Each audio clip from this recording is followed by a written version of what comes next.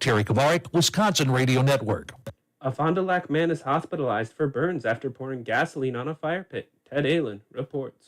The Fond du Lac Fire Department said the man was burned while using gas to light the fire pit in his driveway on Saturday. The fire followed a stream of gas to the can he was holding. The can exploded and set his clothes on fire, burning his hands, arms, and face. There's no word on his condition. The fire department says a city ordinance prohibits using flammable liquids in fire pits and limits where fire pits are allowed.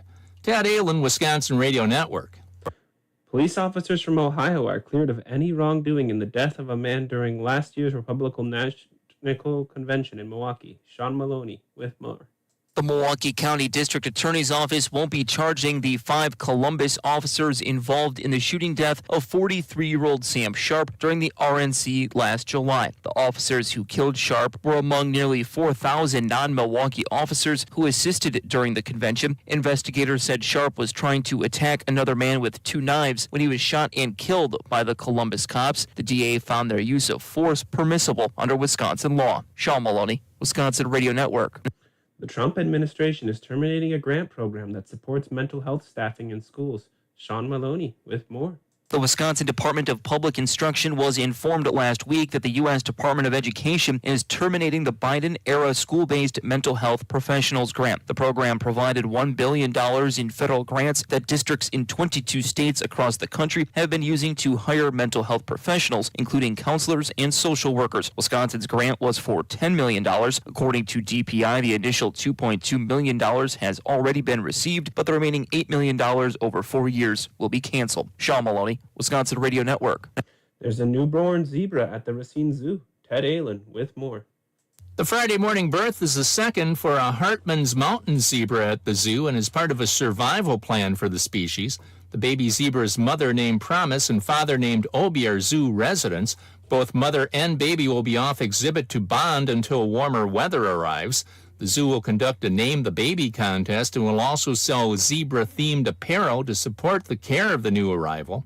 More information is at the Racine Zoo website. Ted Allen, Wisconsin Radio Network. Tonight, you can expect a low of 47 degrees with a high of 67 degrees tomorrow. This has been Atticus Capham with 90.3 WRST News. When might you be buzzed? When you suddenly love everything. You guys! I love this song! I love these nachos. I love our kickball league! Ugh! I love this guy! What's your name? You know what I'd love? A ride when it's time to head out. If you see a buzzed warning sign, call for a ride when it's time to go home. Buzz driving is drunk driving. A message from NHTSA and the Ad Council. I love your car. Is this real leather? Right now, our country feels divided, but there's a place where people are coming together. I was nervous to talk to someone so different than me. Me too. Love Has No Labels and One Small Step are helping people with different political views, beliefs, and experiences connect through conversation, and it feels good. This conversation gives me hope. It gives me a lot of hope, too. Take a step toward bringing our country and your community together. Start a conversation at lovehasnolabels.com/onesmallstep. A message from StoryCorps, Love Has No Labels, and the Ad Council.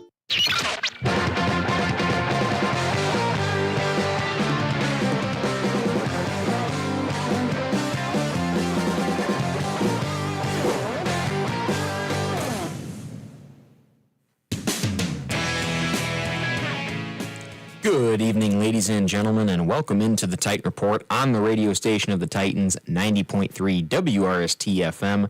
For those listening on the FM right now, I'm Dylan Eckert. Joined with me is Jacob Link and Dominic Lee, your usual crew for the Titan Report. If you're listening on the FM right now, hope your commute back from work right now, it's about 5 p.m., is a safe one. Hopefully you're getting ready to have the best dinner of your life, perhaps throw some stuff on the grill, as we got some nice weather brewing outside right now. For those watching on YouTube at 90.3 WRST, hello and welcome back in. Dylan Eckert, Jacob Link, Dominic Lee, back at you again with another episode of the Titan Report. We'll be jumping into some softball and baseball for UW Oshkosh Athletics. The WIAC tournament for both these squads is coming up later this week, Thursday and Friday, and then throughout the weekend as well. Track and field, they just wrapped up their second home meet in a long time, second home meet of this season in the outdoor season. They hosted the WIAC Championship, where they did pretty well, as you can imagine. No surprise there with our track and field team kind of cleaning house as they normally do. And then we will jump into the Brewers-Cubs. A little bit more negativity there as, Dominic isn't going to be too negative about it as he's not really a Brewers fan by any means. But the Brewers, they are able to salvage a win against the Cubs in Sunday's game, but ended up losing the series to Chicago. So we'll talk about that in segment 3 later on in this show. And then our fourth and final segment, we'll be doing a little NBA playoff check-in.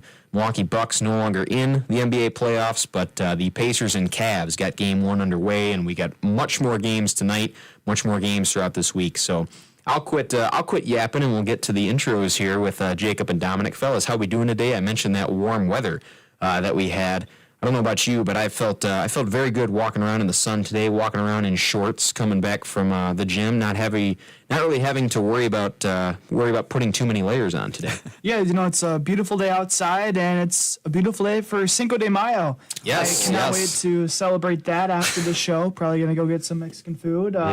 Wearing my Mexican Soccer League jersey right now, Querétaro out of Liga MX. Gotta represent a little bit. But before I toss it over to Dom, though, did you guys see the NHL game last night? The Winnipeg Jets and the St. Louis Blues. The Jets were down 2 goals with under 2 minutes to go, and they scored one. They scored another one with 1.6 left on the clock to force double overtime, which they came out on top. The Jets are my team, by the way. Go Winnipeg. I was screaming in my house when they scored that goal. Probably one of the greatest sports comebacks I've ever seen live. I unfortunately did not have the privilege to sit down and watch that game. I was coming back from turkey camp this weekend, so I was on the road and then kind of just ended up taking a nap after that. Yeah. So probably didn't put any eyes on that, but I did see the final score. Yeah, saw Game double 7 overtime as well. Yeah, saw Winnipeg. Gotta be one of the best Game 7s.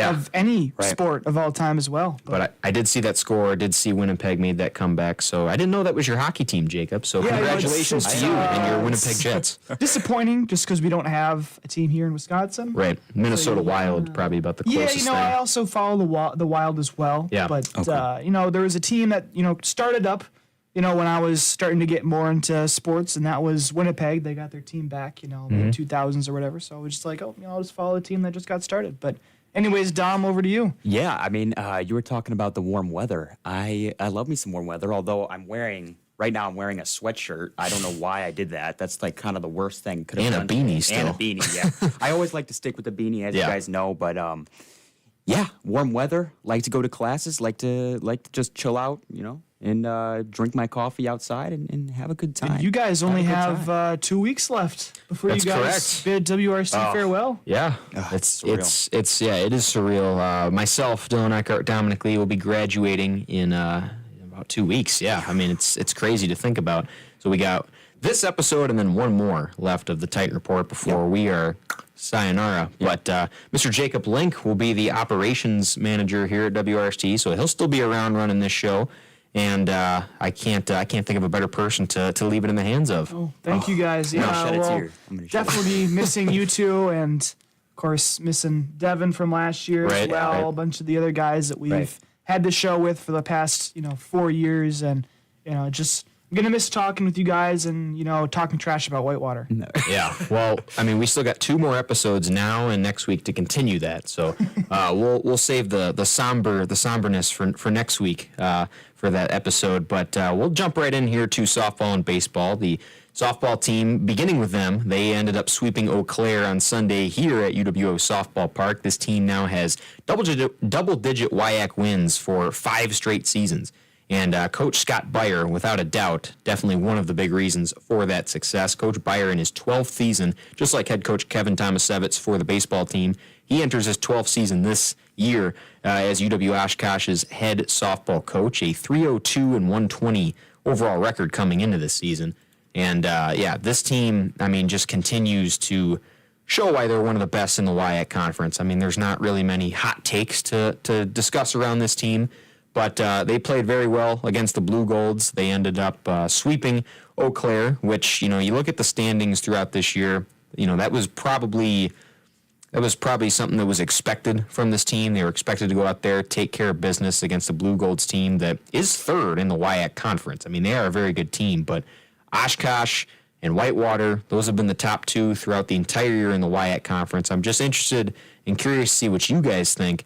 What are they going to have to work on for this WIAC championship? I mean, they go into this WIAC tournament as the number one seed.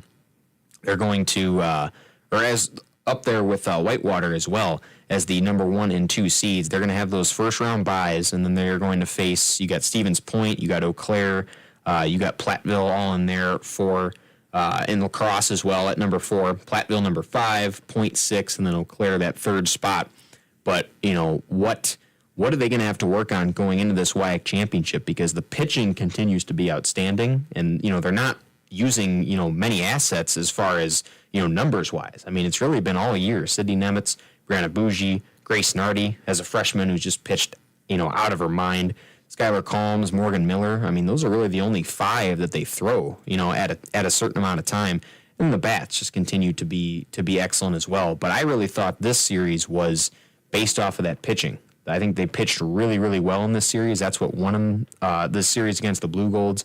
As they move into this week, come WIAC tournament time, you know, what do they have to work on? Or is it just they're going to continue to play the ball they know how and, you know, continue to dominate teams? I think it depends on who they play in the first round, because they're going to play the winner of Stevens Point and Eau Claire. Of course, they just swept Eau Claire, as we were kind of talking about, 5-1 and 3-0 over the weekend. So that was impressive to see them only allow 1 run through 14 innings, which, you know, that just goes to show you what we've already been talking about is how good this pitching staff is. But if they were to play Stevens Point instead of Eau Claire, they actually were swept by Stevens Point earlier this year. On April 23rd, they lost 6-0 and 4-3 in 13 innings. So in that contest, the pitching was not on point. I'm not sure what exactly it was, but, you know, their ace and Nemitz did not look the same. She gave up way too many hits in that series, and then the offense really wasn't even there in that first matchup as well. So if they were to go on to play Stevens Point, you know, I think they got to get some more production from their offense.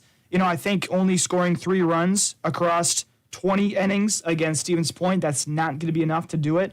But the way they've been hitting the last couple games, though, has just been, you know, fantastic. I mean, you have people like Sophie Weary, who was perfect in the second game of that doubleheader against Eau Claire. She was 3 for 3 with a double, 2 singles, and 2 RBIs. You also had Olivia Ullman with an RBI as well in game number 2. But then in the first game, you had Abby Garceau going 2 for 3 and Haley Whitman going 2 for 3. And, you know, this team is very good at playing small ball. You know, they don't really have a whole lot of doubles. They mostly rely on their singles. In that first game against Eau Claire, they had 9 total hits, and all 9 of them were singles.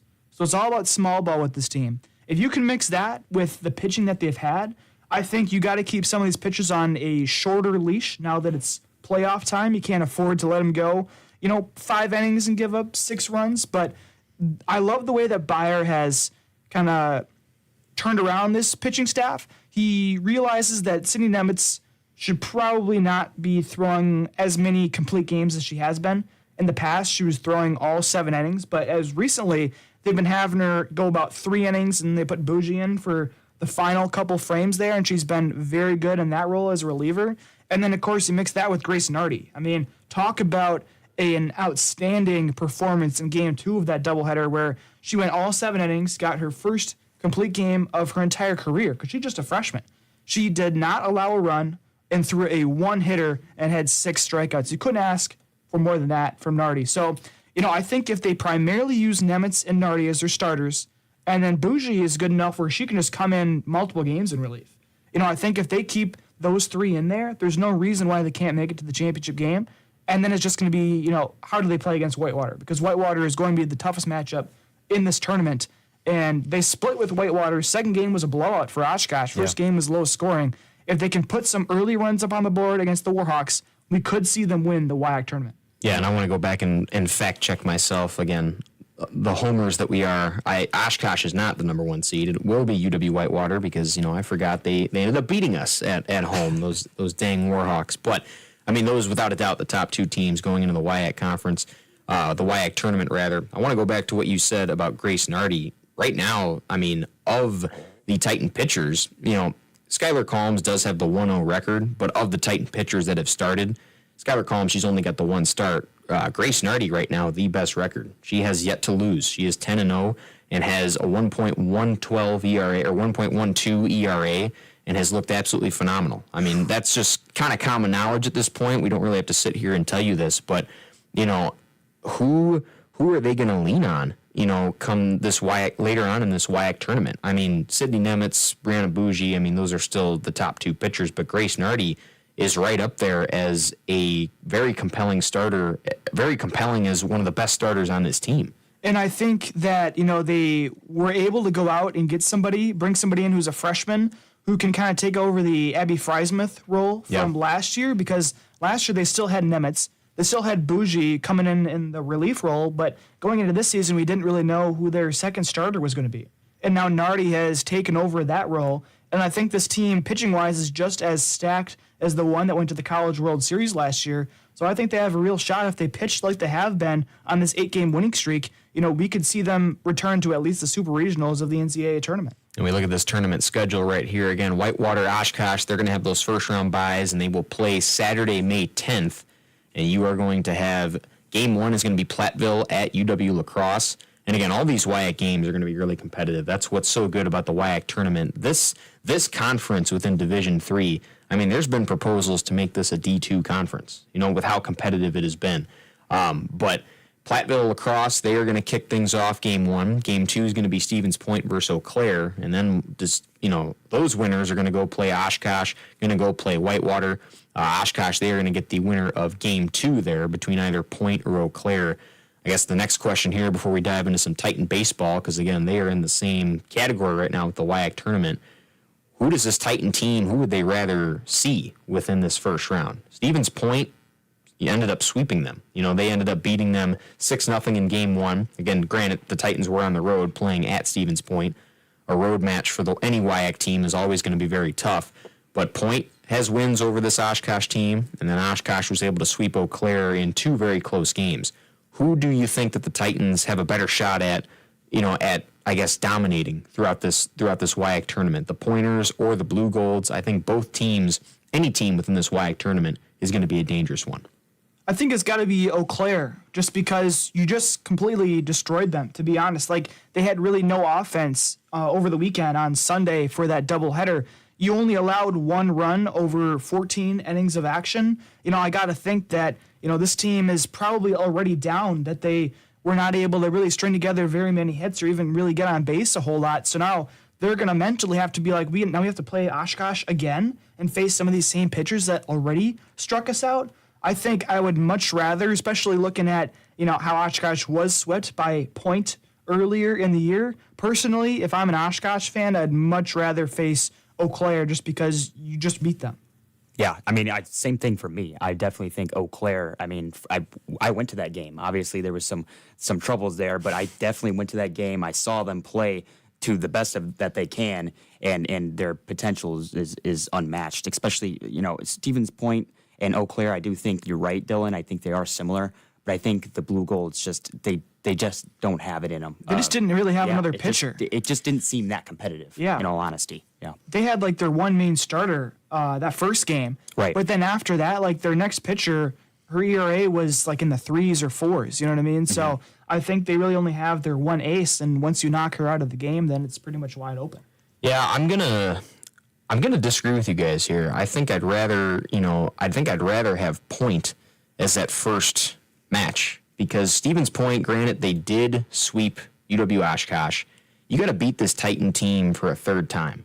I just don't see that happening.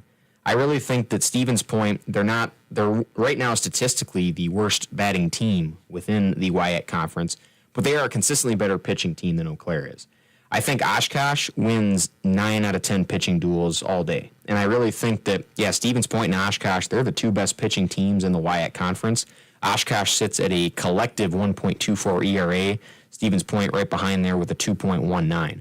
I think that come postseason, I think there's no better team than the Titans, with maybe you could argue Whitewater, but I think just complete balance-wise, you've got the powerful hitters all along that lineup, which are usually pretty consistent. They've been consistent this year. And then you have the pitching, which has just been outstanding from UW Oshkosh. I think that if they can get Stevens Point again in that first round, Point or Eau Claire I don't think it's really going to matter. I think they're going to win the duel in the dish, and it's just not going to matter what each team does at the plate. I really think that, the pitching is going to carry this team far, just like it did last season. And I really think that Stevens Point, I think, is a better matchup for this team in the first round. I know you just dismantled Eau Claire, but, I think dismantle's a strong word because, the Titans were only able to put up 8 runs across 2 of those games. It was really the pitching that ended up winning them those games. So I think I'd rather see the Pointers because I think you have a better chance of kind of avenging those 2 losses. And again, I don't think Stevens Point beats the Titans for a 3rd straight time.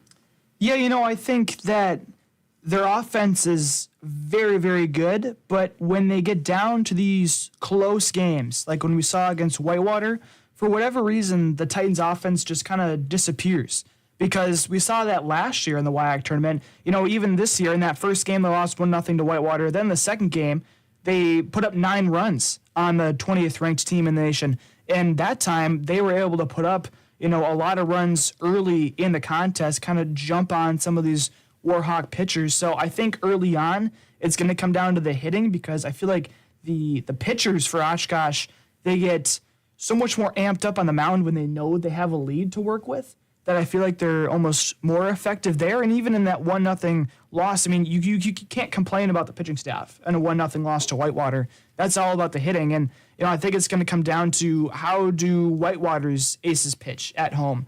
I mean, you had Hammond on the mound for Whitewater in that loss to the Warhawks earlier this season. She only allowed 5 hits. So, they've been almost the same pitching-wise as Oshkosh. And, I think it's going to come down to if Oshkosh can put up more than 4 runs in a contest, they're easily going to win just because of how strong their pitching is. But I think the one weakness Oshkosh has is when you get them to the later innings and it's a 1-0 game. I think in close games in the late innings, Oshkosh just hasn't been able to get it done recently. WIAC tournament for softball will begin again this weekend. The Titans have that first round bye. They will play May 10th at 1:30 p.m. They're going to face either Stevens Point or Eau Claire, the winner of that game 2. We will take a quick break here on the radio station of the Titans, 90.3 WRST-FM, and our YouTube stream here at WRST-FM. We'll be back on the Titan Report talking more Titan baseball and some track and field, recapping the WIAC outdoor tournament. Don't go anywhere. You're listening to the radio station of the Titans, 90.3 WRST-FM. Dreaming of a career in content creation? UWO's radio, TV, film program educates tomorrow's media professionals. Your journey starts here. Schedule a visit or apply today. When might you be buzzed? When you suddenly love everything. You guys, I love this song. I love these nachos. I love our kickball league. Ugh! I love this guy. What's your name? You know what I'd love? A ride when it's time to head out. If you see a buzzed warning sign, call for a ride when it's time to go home. Buzz driving is drunk driving. A message from NHTSA and the Ad Council. I love your car. Is this real leather?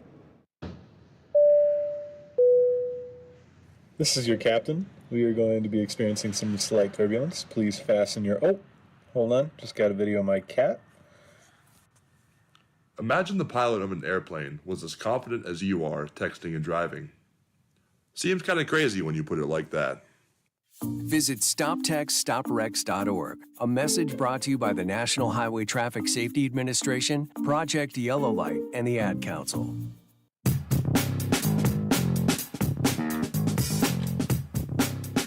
Welcome back to the Titan Report on 90.3 WRST-FM, the radio station of the Titans and the home for Titan Athletics. You are also listening on our YouTube stream as well at WRST-FM. We thank you for joining in wherever you're listening from again, whether it's the FM, listening through that audio, or visually on our YouTube stream, which we've kind of expanded to as well. We just jumped into some Titan softball and previewing kind of the WIAC tournament, kind of recapping what the Titans did over the weekend against UW-Eau Claire. We'll jump into Titan baseball as they are on kind of the same path going into this WIAC tournament coming up here this Thursday, May 8th. The Titans are among 4 teams within the WIAC conference that made the tournament. And again, that is going to begin this Thursday, May 8th. Here's a look at what that tournament is going to look like. Platteville, ranked number 4, they are going to face UW Whitewater, who is the number 1 team, as they have been all season. That game going to be throwing first pitch at noon there in Game 1, and then Game 2, UW Oshkosh, the number 3rd ranked team, will face UW La Crosse, the number 2 ranked team, at 3 p.m., and that will be the 5th meeting between the Titans and the Eagles this season, and it's the 4th consecutive meeting within the first round of the WIAC tournament. Obviously, you look at the statistics for UW Oshkosh baseball, who have been on a tear right now. They're on an 8-game win streak, but you look back to that first series against UW La Crosse, it was sore eyes. You definitely look at that and you go, man, that's not what Titan baseball is about. That's not by any means how they compare to La Crosse, because this is a team that, at the end of the day, can beat anybody in the WIAC conference. They have proven that they can beat the best team in the nation, one of the best teams in the nation, in the Whitewater Warhawks. So, what would be different against these La Crosse Eagles? Well, I think that you move from last series at Tiedemann Field, where this team was kind of just still developing throughout WIAC play, and you move to a point in the season where they have really dialed things in. I mean, there is not a lackluster hitter on this lineup by any means. It is very consistent. These guys hit every day, and I was able to catch up with head coach of the baseball team, head coach Kevin Tomasevich, earlier today, just kind of recapping what went on during the week, kind of previewing what this WIAC tournament looked like. And here's what he said about where this Titan team is hitting at the plate right now. The biggest thing is we don't have one guy that's batting 500 and then, a couple of guys that are batting 200. It's pretty consistent from top to bottom. And so in hitting this, it's contagious. And once one guy starts going, the other guys kind of go. And then we've been really good on the base pass with our 3 main base stealers. And when those guys get on, it forces pitchers to quicken up to the plate, elevate the ball when they do quick to the plate, as well as we see more fastballs, and everybody likes hitting fastballs. So I think a combination of a lot of different things is why we're starting to hit the ball to the capabilities we thought we were going to be able to do the whole year. And this was a team that, definitely struggled to get the bats going against La Crosse last time, but have played them very close throughout playoff history, despite from last year. But they were still able to put up 9 runs and then went extra innings in the year before, and then were able to win 11-4 back in 2022. That's the last time that the Titans were able to beat the Eagles within the postseason. So you got that context in mind where this team is hitting. But then they also made a little bit of a change pitching-wise. Head coach Kevin Tomasevich, he relies on the starters a lot. He kind of, leaned more on the bullpen help this year. And here's what he said where they are at pitching right now, as again, Brinkman, Walters, those are kind of the main 2 starters. Josh Jansen, another one that they have kind of leaned on throughout the season. But a lot of this bullpen help has helped the Titans at the mound as well. We took a little bit of a different approach with our pitchers this year. I rely heavily on our starters all the time, and so I conscientiously wanted to get our bullpen a little bit more involved than they have been in the past few years here, and so we had gotten our starters out pretty consistently when they got close to their pitch count, and then we've developed some guys out of the bullpen, and then once we're getting into these, I would say, more meaningful games now, we kind of relying back on the starters, and your starters are your best pitchers, and those 4 guys have been really good. And then we've had 3 bullpen guys come out and being able to consistently get people out, and so it's been a really nice blessing for those 4 guys to go 7 or 8 innings. And this weekend we had, even though Josh didn't look like he had a great start, I thought he pitched really well. Connor Brinkman, Josh Jansen is who head coach Kevin Tomasevich was talking about there. Let up 11 runs, not Jansen himself, but the team as a total, let up 11 runs in that 3rd game against UW Eau Claire, or UW Stout, excuse me. But, there were some calls that probably didn't go the Titans' way, so not all of those were earned for the Blue Devils. But Brinkman, Jansen, Walters, Brett Gaynor, those have been the top 4 pitchers starting-wise for the Titans. But they've had a lot of guys they've looked to. Ryan Richter, Nick Rector, those have been the real 2 bullpen guys coming out for this team as well. Parker Thompson, he also picked up a win in the Titans, a lone win against Whitewater this year. So this team is in a really good spot, and here's head coach Kevin Tomasevich on a preview of this matchup against La Crosse. Is again their 4th consecutive matchup with the Eagles here in the postseason. I think the guys realize the importance of this weekend, but they also realize that they can beat them. Last year we put up 20 runs on them in one of the games, and then we had a back and forth game, and so we're just as capable of us beating them as them beating us. I think the good thing is last time we played lacrosse, we took about 9,000 gallons of water off our field 2 days before the game. This week we don't have to do it, and so we're going to go down to Whitewater. We play them at a neutral site, which is always a different unique thing in baseball. And so I'm just excited to get down there and get another opportunity to play those guys. They're a good team, and I think we have a lot of guys on the team that we get along with their team very well. And they're always pretty competitive games, and hopefully we can come out on top and get a win, and that'll help us with the overall kind of MPI rating for our postseason chances in the NCAA tournament next week. Coach Kevin was like, please include that 9,000 gallon of water part that they're not going to have to do this week. Because again, Pruchka Field at Jim Miller Stadium, UW Whitewater, they're going to be hosting. That is a neutral site for the Titans and the Eagles. Titans aren't going to have to worry about weather at Tiedemann Field. They're not going to have to worry about squeegeeing thousands of gallons of water a couple days before they got to play 2 to 4 baseball games, before they got to play 2 doubleheaders. So they're not going to have to worry about that. You know, that could, I guess, even the playing field there, maybe. We'll see. But again, both these teams just absolute studs at the plate. You know, both these lineups, I think it's really going to set up for a very exciting day of baseball between the Eagles and the Titans, who, again, are playing for the 5th time coming into this season. Eagles really showed the kind of power they had at the plate in the Tiedemann Field series.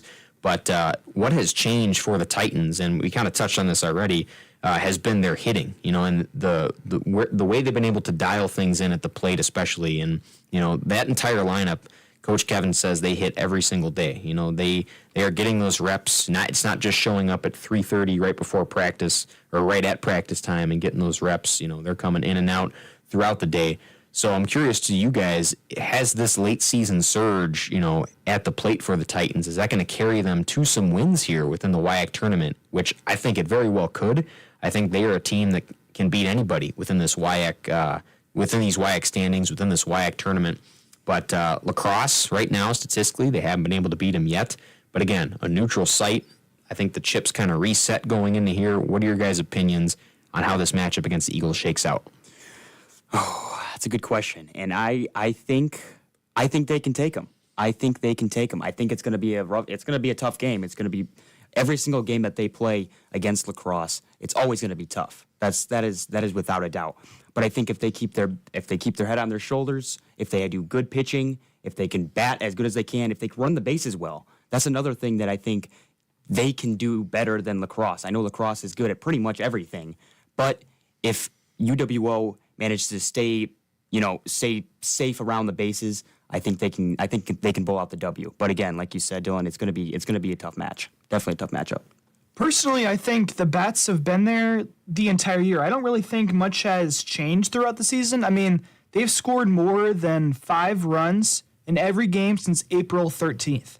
That's almost an entire month worth of baseball being played where they're able to put up 5 runs. And in baseball, if you can put 5 runs up on the board, you should be in a game and probably should win the game. Right. And I mean, too, if you look at the lacrosse series, you know, earlier on this year, they were able to put up 4, 5, and then, of course, they had 2 in the final game. But, you know, they still put up enough runs to be in these games. They put up enough runs, especially in that third game when they lost 10-5. They put up enough runs to probably win the game. I think this is going to come down to their pitching staff. How does their pitching staff perform? Because when you're allowing lacrosse to score 11 runs in you, 15 runs in you, and then 10 runs in you, final game that they played against the Eagles, they allowed 13 runs. You know, I kind of got to question, you know, what is going on whenever they play lacrosse, or even, you know, Whitewater too. When in their loss to Whitewater the first game, you know, they allowed 9 runs for the pitching staff, and then their other 2 games against Whitewater, they allowed 11 and they allowed 10.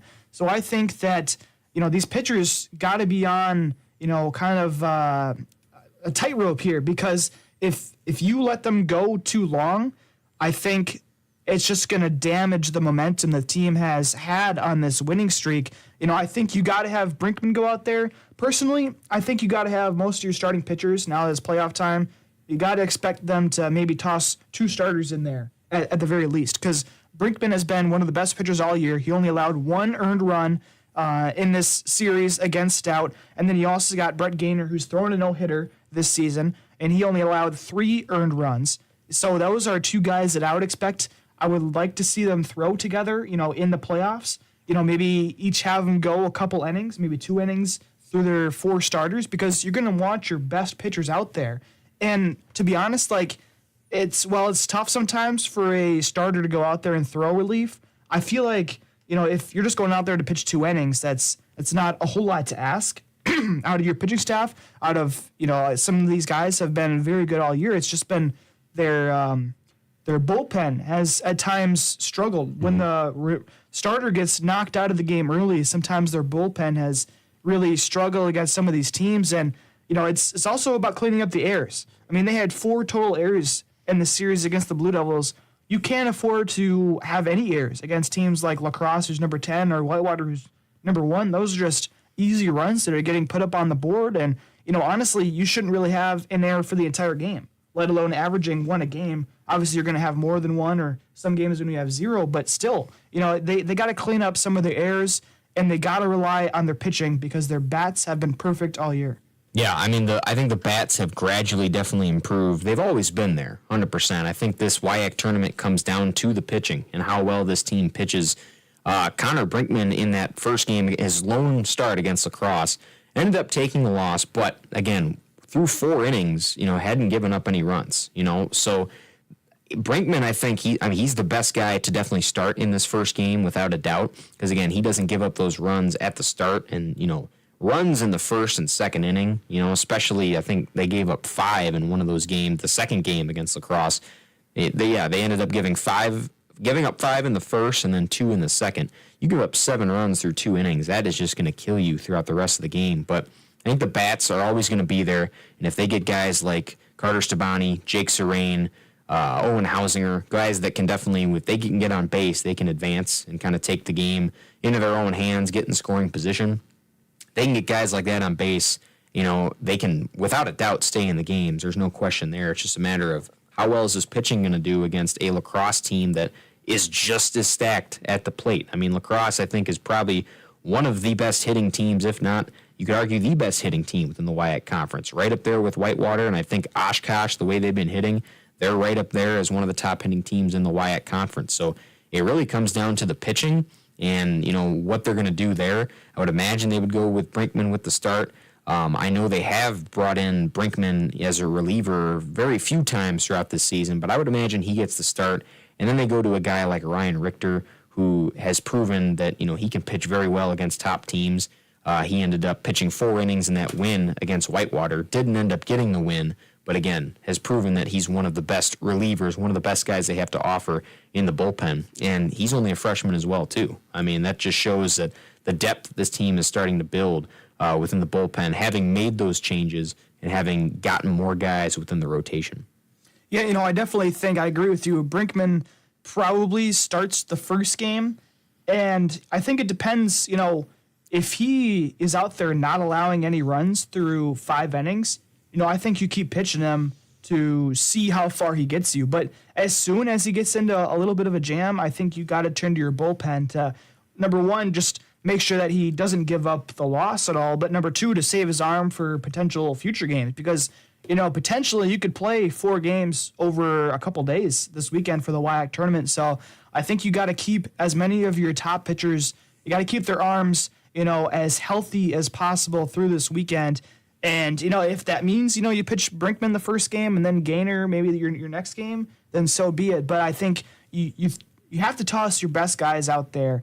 And personally, I don't know if Josh Jansen is one of the guys that you throw. I mean, maybe as a reliever, but in his last game, he allowed 7 runs, and that was in game 3. He's had some issues as of late with, giving up some runs like that. So I don't know if you really turn to him, but I definitely think Connor Walters will be a guy that they are going to have to lean on, along with Brinkman and, of course, Gaynor. I think if you look back earlier in the season, it's almost like Walters and Jansen kind of flipped. Because earlier on in this season, Jansen was statistically better than Brinkman. Brinkman's still the ace for sure, but the way Jansen was pitching those first few games, especially in that home opener against Platteville, he was one of the best guys they had to offer. And Walters did struggle against La Crosse, at Tiedemann Field. But again, I think where this team is at, they've adapted, they've kind of they fine-tuned themselves to a spot where I think they have a good shot of beating anybody, and let alone competing with anybody. They can compete with anybody. It's just a matter of how this pitching is going to do. Are the bats going to stay hot? Which I think they will. I don't see the bats cooling off at any point. It would have to be some, just absolute freak show on the mound from La Crosse. like Isaiah Katz or whoever they have pitching there on the mound for the Eagles would have to just be pitching his absolute lights out to not get any Oshkosh player to get on base or to hit or anything like that. So I think the bats stay hot. It's just a matter of how well are they going to pitch, and can they get through 5 innings without allowing runs, and then keep that same consistency throughout the games? Because we've seen that where a guy like Brinkman or a guy like Brett Gaynor, they go through those first few innings and they're good. It's like, oh, this is a close competitive game. Then those hitters start figuring them out, and it's kind of off to the races from there. Yeah, I just have a question for you guys. Why is it that in the baseball WIAC tournament there's only 4 teams, but then softball there's 6? Like, I don't know why it's not the same across the board. Yeah, I'm not sure. I don't know if it's just because the games, of course, last 9 innings in baseball versus 7 in softball. So is softball double elimination? Yes. Yeah, it is? Okay. Yeah. Okay. Because baseball will be double elimination this weekend. But I guess I didn't. That was not. I'm just kind of curious, why it's different across the board. I wish I had an answer for you there, but that unfortunately was not among my homework as preparing for this show. But I don't. I guess I'll have to look into that. I got something to ponder. And also, here. I got some breaking news into the studio. Justin Tucker has just been released by the Baltimore Ravens for his sexual assault allegations. Oh, really? Yes. Wow. All right. So we're changing the subject. No, I discovered that on just saw the ESPN notification pop up, and I did not expect that. You know what I mean? Right. Obviously, we don't know exactly the court documents and everything, but that's just big in NFL news. A guy who, many people say is one of the most accurate kickers of all time. Right. But now he is unemployed and not on a team. Well, we're going to save those takes for when we come back because we're right at a break time here, but the baseball tournament will begin this Thursday, May 8th. You're going to have Platteville taking on Whitewater and Oshkosh taking on La Crosse. Those games beginning at noon and 3, and they will continue a double elimination style bracket from Friday, May 9th, all the way through Saturday, May 10th. When we come back, we'll dive into some of this breaking news with Justin Tucker in the NFL, perhaps talk a little bit of NFL off-season stuff as well, and then we'll also get into some NBA playoff talk as well, right here on the Titan Report. This is 90.3 WRST-FM, Oshkosh. Dreaming of a career in content creation? UWO's radio, TV, film program educates tomorrow's media professionals. Your journey starts here. Schedule a visit or apply today.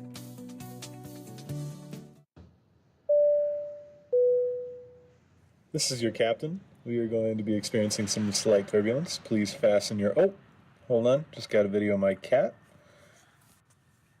Imagine the pilot of an airplane was as confident as you are texting and driving.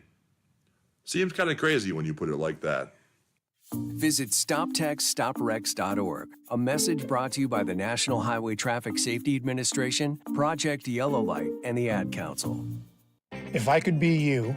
And you could be me? For just 1 hour. If you could find a way... To get inside. Each other's mind. Walk a mile in my shoes. Walk a mile in my shoes. Walk a mile in my shoes. We've all felt left out.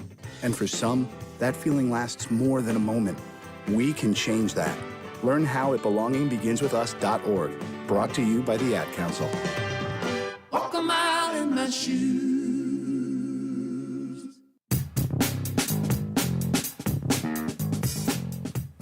Well, welcome back to the Titan Report here on the radio station of the Titans, 90.3 WRST-FM and on 90.3 WRST.org, and streaming visually here on 90.3 WRST's YouTube channel. Before we get into some breaking news around the NFL, we will quickly recap track and field as they hosted the WIAC Outdoor Championship in the men's results. They ended up finishing third place, a final team finish. The 4x100 meter relay team of Eddie Jones, Nolan Milas, Danny Vinson, and Davian Willems took first place, a school meet and facility record. They were able to set the second fastest in Division III history. Excellent stuff there. Aiden Sears, he finished in the 110 meter hurdles, broke a school record yet again. Caleb Cornelius finished first in the high jump, his second career WIAC title. And then you had Gavin Fritsch in the discus throw, his second medal of the weekend he was able to earn. Davian Williams got second in the 100-meter dash, running a time of 10.26 seconds. And over on the women's side, in day one, in the hammer throw, Brenna Masleroff threw a meet record distance of 59.34 meters for first place, her second consecutive outdoor conference win in the event. In day two, 800-meter domination for the Titans. Megan Hunt was the heptathlon champ, also won the long jump. Libby Geisness took first in the 1,500-meter run and then second in the 800-meter run. And then Sina Madigan took first in the 800-meter run, a repeat champion for Sina Madigan. And that is going to set up the Titans for the NCAA qualifiers, which is going to begin May 22nd through 25 in Ohio. Quick little discussion. I don't just want to jump off this track and field team here, because again, they have just continued to prove why they're one of the best programs within the WIAC conference. Josh Rivers, he was also tabbed for the U.S. Track and Field CCCA Division III Male Athlete of the Week. So Josh Rivers continuing to kill it as he has all season, racking up those accolades. And in his senior year, a senior from Bolingbrook, Illinois, continuing to rack up those medals and rack up those awards. But quick thoughts on this track and field team as they go into the national qualifiers coming up.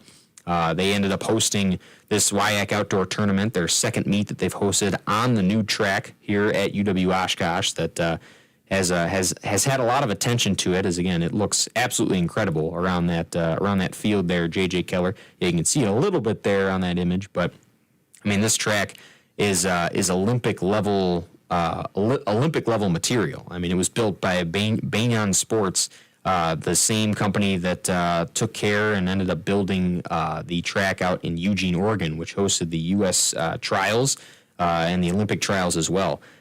So, you know, it's nothing but the best here at UW Oshkosh for track and field. So quick little thoughts discussion before we jump into some breaking news around the NFL.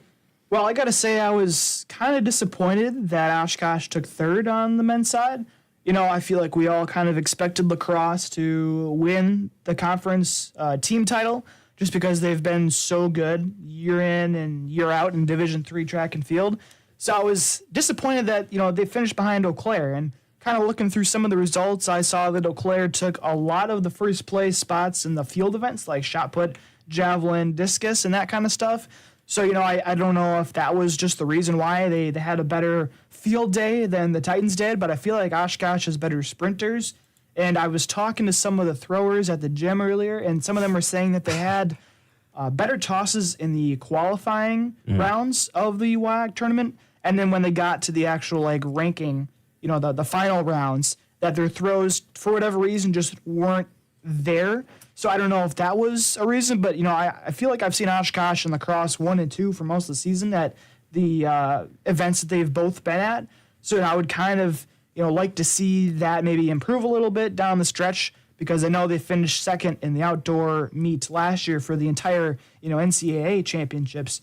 So I think that there's more to come from this track team if they can clean up some of those, you know, field events on the men's side. On the women's side, you know, they were strong again as well. Actually, in the field, they were pretty strong. Of course, you know, you got Brenna Masleroff and everything. They ended up finishing fourth. You know, I would like to see that maybe a little bit higher as well, but they have a couple meets left before the national championship, so a couple more tries for these athletes to get themselves qualified for the national meet. Yeah, they're going to move on to the University of St. Francis Fighting Chance Invitational in Joliet, Illinois. UW Lacrosse Eagle Open is coming up. That's going to be all this weekend, May 9th and May 10th, Friday and Saturday. And then the Augustana College Midwest Twilight Qualifier will be May 14th through May 15th. So they're going to have a couple meets before they get into the NCAA Division III Outdoor Championship, which again will be in Geneva, Ohio, hosted by North Coast, Athletic Conference. I can't read today for some reason. But that's going to be May 22nd, Thursday, through May 25th on Sunday. So they still got a lot of meets, a lot more reps to get under their belt before they get to the NCAA Division III Outdoor Championship. So with that, we will move on to some breaking news that we just actually received. I mean, everybody ended up receiving it, but we want to talk about it. The Ravens, they depart from Justin Tucker, who, I mean, in Ravens history, probably the best kicker they've ever had, without a doubt. Tucker, one of the best kickers, I would say, in the NFL. I mean, definitely one of the best. But Tucker, 35 years of age, and he gets departed from the Baltimore Ravens. Tucker had been accused of misconduct by 16 massage therapists from 8 high-end spas and wellness centers in the Baltimore area. This is according to the Baltimore Banner. And this article that I pulled up here comes from ESPN as well, who just made the announcement here not too long ago. This is definitely a shock. I mean, me personally, just to hear that first part of news, not that he had been cut, but to hear that Tucker had been accused of that kind of misconduct is a shock in itself, I would say. Yeah, I don't know what it is with massage parlors and NFL players. I don't know why they just can't act like decent human beings. Of course, we don't know the circumstances going on there, but unfortunately, it's very reminiscent of Deshaun Watson in the Houston area with massage therapists as well. And, I think the Ravens might have been planning this for a while. I think it could actually be on the field issues that is the reason why he was cut. If you look at the entirety of last year, he only hit 73% of his field goals. That was down 13% from a year prior. He just really wasn't the same. He was only 5 of 8 from 40 to 49 yards and 6 of 11 from deeper than 50 yards. So his numbers did kind of drop. And then they also drafted their first kicker in franchise history. They drafted Arizona's Tyler Loop. And a lot of people are expecting him to replace Justin Tucker. So I think it's a mix of his off-the-field issues and then also having a downturn. And I think that's, in the NFL, especially for kickers, if you have one bad season, you're done. You know what I mean? And the Packers kind of went through that, last year. They had a couple guys, miss a couple kicks, and suddenly, you're gone. You're gone from the NFL. So I think it just goes to show the pressure on a lot of these kickers and special teams players that if you mess up for a couple games or an entire season, that you're no longer employed. Yeah, and I feel like, I don't know, Justin Tucker had some controversies even before this. There's been, quite a few things that's been going around with him. I don't want to get into that, but there has been a few controversial takes from him. So this definitely surprising, obviously. But it's I don't know. I've seen him in the news quite a lot as of recent. I don't know if you guys have, but it's sad to see. But Are you thinking of the Kansas City kicker? Because I know he was in the news a lot recently too. Harrison Butker. Yeah, I don't remember seeing that's the guy. Justin That is Tucker. the guy. Yes, you're because right. I was thinking because Justin Tucker, he sings like opera. You Sorry, know what yeah, I mean? In his free time, he's an opera singer. Yeah.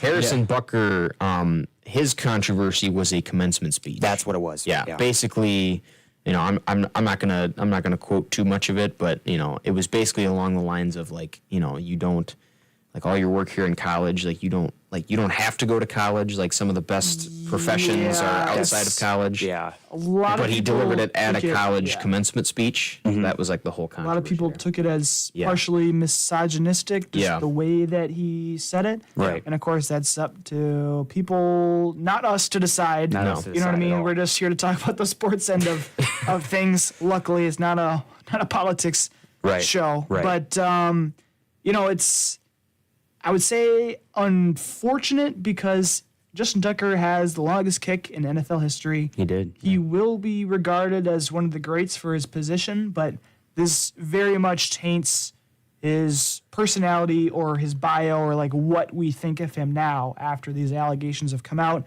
and after now he has been cut.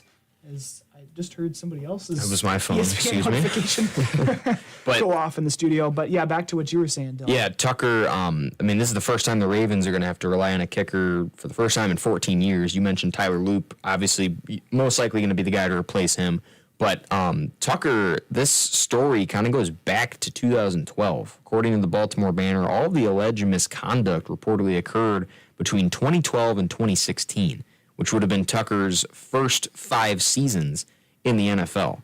So, if that ends up being true, again, this has all been reported. This is all supposedly. Tucker has obviously denied any wrongdoing. He called the allegations unequivocally false, described the Banner's article as a desperate tabloid fodder. So he obviously, doesn't think there's any wrongdoing here, which again sounds a lot similar to the last episode the NFL had with this. But that was the breaking news that we ended up getting. We wanted to discuss a little bit. We wanted to mention it here on the Titan Report because again, this is a sports show. This really doesn't focus on too much of what goes on the field. Unfortunately, some negative stuff that goes on off the field with Justin Tucker and what he's being accused for here. So, but we will move on from that, and we will dive into some NBA playoffs here for our final 7 minutes here on the Titan Report on this May 5th episode. The NBA playoffs, again, us being Wisconsinites, except for Dominic. Myself, Jacob Link, very big Buck fans. Jacob ended up going to the did you go to 1 or 2 Bucks-Pacers games? Just the one? Yeah, and he was obviously not a happy camper last week when we were talking about this. So we were kind of in a bad spot with the NBA playoffs this time last week. But the Pacers and Cavs, again, we're still following this Indiana Pacers team. The Pacers and Cavs ended up having game 1, I believe last night. Pacers won 121-112, and they beat the Cleveland Cavaliers, who have been the number 1 team in the Eastern Conference pretty much. I mean, I don't think they haven't not been the number 1 team in the Eastern Conference this season. So the question, just straight and simple, are the Pacers legit? I mean, they beat the Bucks, and us Buck fans were kind of like, they're going to get bounced this next round. But they beat Cleveland in Cleveland, game 1 of this series. Are they a legit team to move to the NBA Finals here at this point? I don't know about the finals, but I think definitely the Eastern Conference final. The Pacers have really figured out their defense and then mixing that with their offense. This team is just on fire shooting-wise over the past couple weeks. I mean, in this game against Cleveland, they shot over 50% from both the field and three-point range. That's not something you see a whole lot of, and they did that for every single game that the Bucks played them too. So this team cannot miss a shot right now, and that was part of the Bucks issue. They left too many guys wide open in the corner, and this Pacers team just does not miss. If you leave them open, they're going to hit their shots. And another thing too is they've been playing some awesome three-point defense as well. The Bucks were one of the top three-point shooting teams in the NBA, and they were able to stifle their shooting. And then they come out and play the Cavaliers in game 1. They held the Cavaliers to 23% shooting from behind the arc. They made 10 more three-pointers than the Cavs did. And that's pretty much why they were able to win by 9 points. I mean, that's 30 extra points right there coming from behind the arc. If they can continue to defend that three-point line like they have been and really just force the Cavs to attempt to go inside, which is going to be a tough thing to do going in on Miles Turner and Pascal Siakam. So I think if they keep their game plan the same, I think we could see the Pacers in the Eastern Conference Final. And then, of course, it's going to be quite the matchup. Maybe a rivalry between the Knicks and Pacers like we've seen in the past. But I think they have a good opportunity to defeat Cleveland. Yeah, I also want to put my 2 cents in. Pacers actually beat Cavaliers twice in the season. On April 13th in overtime, they beat them 126-118, and they also beat them 114-112. Close games, but they definitely can beat one of the best teams in the Cleveland Cavaliers. So I have no doubt that they can, beat this Cleveland Cavalier team. I don't think they'll go to the finals, but like you said, Jacob, I think they can go to the Eastern Conference Finals for sure. Other side of that Eastern Conference is the Knicks and Celtics, who will go game 1 actually in about 3 minutes right now, as soon as we end. The Celtics ended up beating the Magic. They won that series 4-1 and ended up winning the final game 120-89. New York ended up beating the Pistons, winning 4-2. They beat the Pistons by 3 to win the series, but sets up for a series between the Knicks and the Celtics. The Knicks 3rd in the Eastern Conference, the Celtics 2nd. And over on the west side of things, the Thunder and the Nuggets will tip off at 8:30 p.m. on TNT tonight. The Thunder, the number one team in the West, they're kind of similar to the Cavs in that sense, where the Thunder, they've always been up top there in the Western Conference. The Nuggets right now ranked 4th. And then on the other side of the Western Conference, you got the Timberwolves and the Warriors, 6 and 7 ranked teams, still fighting. The Timberwolves ended up beating the Lakers 4-1 in that series, and then Golden State won 4-3 in an exhilarating series with the Houston Rockets. Who stands out to you on the West side as kind of a clear front runner? Who stands up as an upset, a potential upset here on the West side? Well, personally, I think OKC is probably going to get past Denver. Denver has not looked like the same team that won the NBA championship a couple of years ago. But on the other side, I think the Timberwolves have a great shot at making it to the Western Conference Final. I mean, it took the Warriors 7 games to beat the Rockets, and the Rockets lost Amen Thompson for most of Game 7. So basically, they didn't have their best player out there, and they were able to just barely squeak by. So I think, especially the way that they were able to take down the Lakers, I mean, you have Anthony Edwards playing at probably the best he's been playing for his entire career. I think the Wolves are able to get past the Warriors, and then I think we're going to see OKC get past, and I think it's going to be a matchup for the ages on really both sides. I think that this New York and Celtics series could be a matchup for the ages between two teams that absolutely hate each other. So I think we're going to see, by the time we get the final 4 teams in the NBA, it's going to be some really awesome matchups. Yeah, I think I'm honestly going to go devil's advocate here. I'm going to say Warriors beat Timberwolves. I think it's going to be a close series, but I think the Warriors will definitely make it to the Western Conference Finals. You can't really go wrong with Stephen Curry. You just can't. And you also can't go wrong with playoff Jimmy either. So those two players are very strong, definitely, to make it to that Western Conference Finals over the Timberwolves. And we can't really. I know Amen Thompson wasn't there in the Rockets Warriors series, but or at least that last game. I think the Rockets were a really good team, and the fact that the Warriors beat them, I think that calls for definitely Warriors to make it far, definitely. Yeah, I think takes aside, we can all agree that these NBA playoffs have been some of the most entertaining, I think, in a while. I think even while it was tough watching for that Bucks-Pacers series, I think just around the NBA, some of these series have been absolute studs. I think that we're going to continue to get that momentum and get that kind of success with these games, especially with these Final Four series. I think the Cavs, Pacers, Knicks, Celtics, I think those are going to set up for some great games. I think the series that I'm probably, I don't want to say least excited for, but the one that I could see being probably the least exciting is the Thunder and Nuggets. But I think Timberwolves, Warriors, that one's going to go back and forth. Knicks, Celtics, Cavs, Pacers, I think we're going to get a lot of good matchups here to close out this NBA playoffs here in 2025. And with that, we will close out this episode of the Titan Report here on the radio station of the Titans. Tune in next week, Monday, for some sad music inserted here. We don't have it, but our final episode of the spring semester. It'll be mine and Dominic Lee's final episode of Titan Report, final sports talk episode. Final here time on the radio station of the Titans. Yeah. For WRST as well. Yeah. So we got Future in the background for that, so that's great. But thank you for listening. Thank you for watching as well on our YouTube stream, and thank you for listening on the radio station of the Titans, 90.3 WRST-FM Oshkosh.